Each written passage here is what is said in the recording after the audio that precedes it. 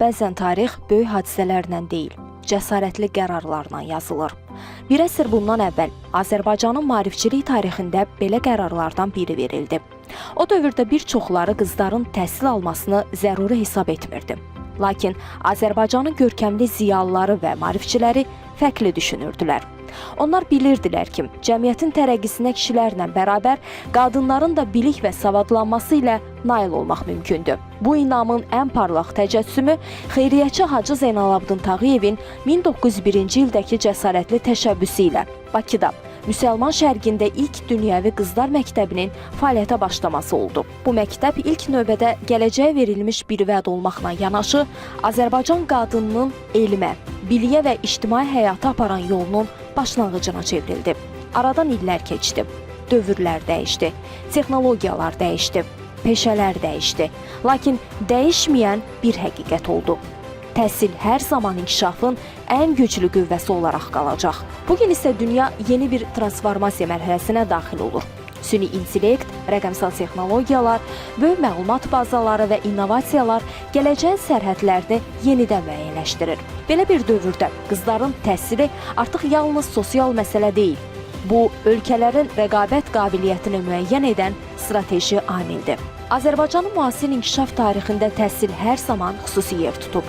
Ümumilli lider Heydər Əliyev insan kapitalını dövlət quruculuğunun əsas dayaqlarından biri hesab edirdi. Onun rəhbərliyi dövründə təhsil sisteminin inkişafı, məktəb şəbəkəsinin genişləndirilməsi, ali təhsilin gücləndirilməsi və gənclərin potensialının üzə çıxarılması istiqamətində mühüm addımlar atıldı. Bugün həmin strateji xətt Prezident İlham Əliyev tərəfindən uğurla davam etdirilir. Müasir təhsil infrastrukturu, beynəlxalq əməkdaşlıq proqramları və gənclərin inkişafına yönələn təşəbbüslər Azərbaycanın gələcək inkişafını təmin edən əsas istiqamətlərdən birinə çevrilib. 2020-ci ildə Azərbaycanın ərazi bütövlüyünün bərpası ilə yeni bir inkişaf mərhələsi başladı. Bugün Qarabağda məktəb zəngləri səslənir.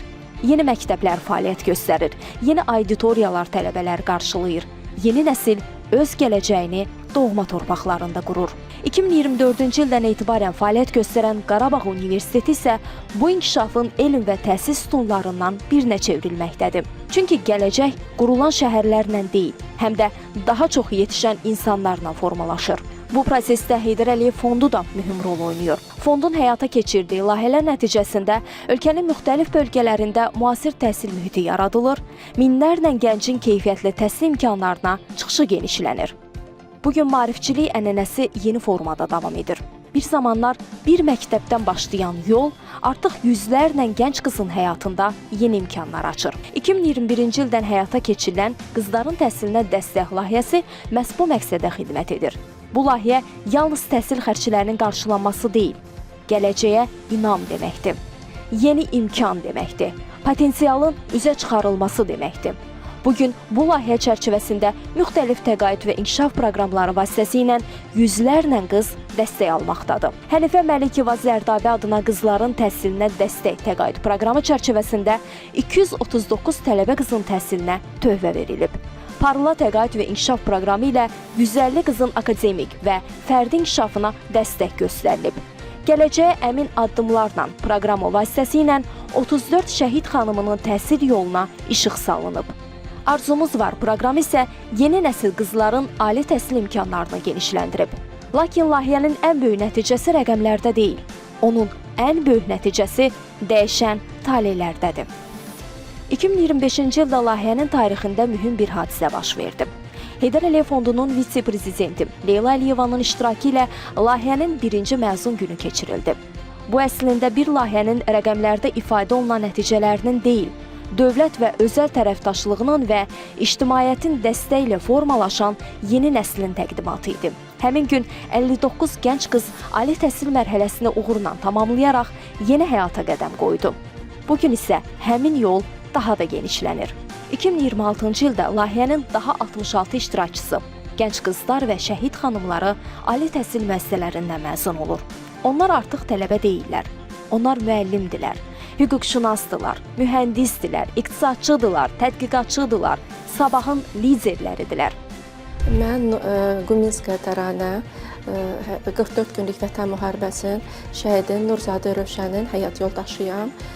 Təhsilimi Ukrayna Universitetində Biotexnologiya fakültəsində almışam. Bugünkü gündə də tibbi müəssisədə çalışıram. Bu gün burada olmağım bir daha sübut etdi ki, qadın güclüdür.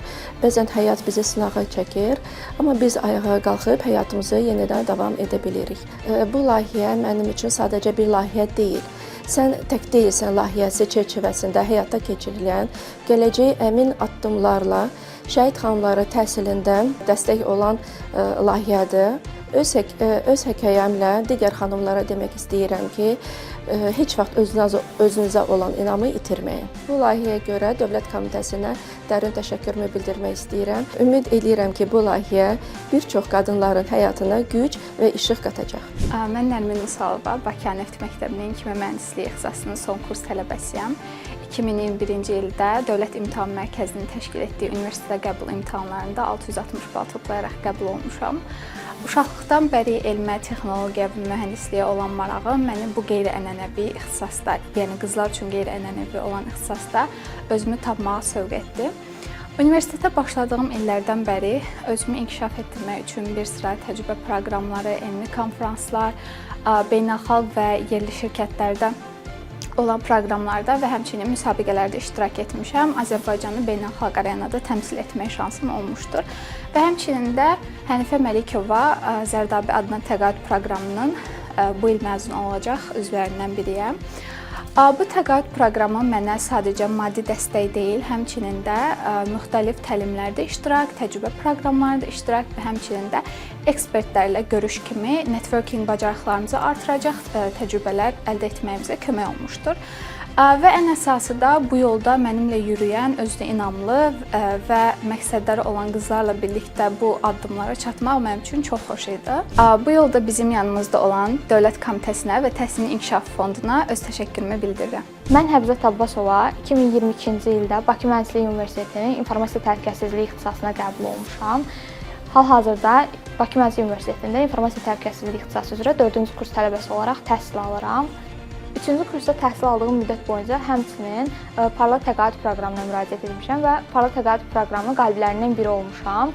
Hal-hazırda Parlaq Təqaüd proqramının dəstəyi ilə həm ingilis dilini inkişaf etdirirəm, həmçinin də maddi dəstək olaraq öz inkişafıma müəyyən yatırımlar edirəm.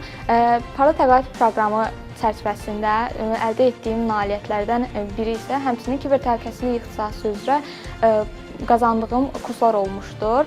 Belə ki, bu təqaüd proqramı nəticəsində informasiya təhlükəsizliyi ixtisası üzrə ödənişli kurslardan yararlanmaq imkanım olmuşdur. Həmçinin ingilis dili səviyyəmi inkişaf etdirmək üçün Parlaq Təqaüd proqramının dəstəyi ilə ingilis dili kurslarına başlamışam. Təqaüd proqramı nəticəsində sadəcə olaraq özünü inkişaf deyil, həm də bir ailə tapmışam. Sonda isə Parlaq Təqaüd proqramının təsisçilərinə, həmçinin Nexol Holdinqə və Təhsilin İnkişaf Fonduna öz təşəkkürlərimi bildirirəm. Hər birinin fərqli hekayəsi var. Fərqli arzusu, fərqli məqsədi. Amma onları birləşdirən ortaq dəyər var. Təhsil. Çünki təhsil alan hər bir qız ilk növbədə öz həyatını dəyişir. O, ailəsinin, cəmiyyətinin və ölkəsinin gələcəyini formalaşdırır və hər yeni məzun bizə bir həqiqəti yenidən xatırladır. Qızların təhsili gələcəyin qurulmasına qoyulan ən dəyərli sərmayədir. Qızların təhsilinə dəstək layihəsi. Bilikdən imkana, imkandan uğura, uğurdan gələcəyə.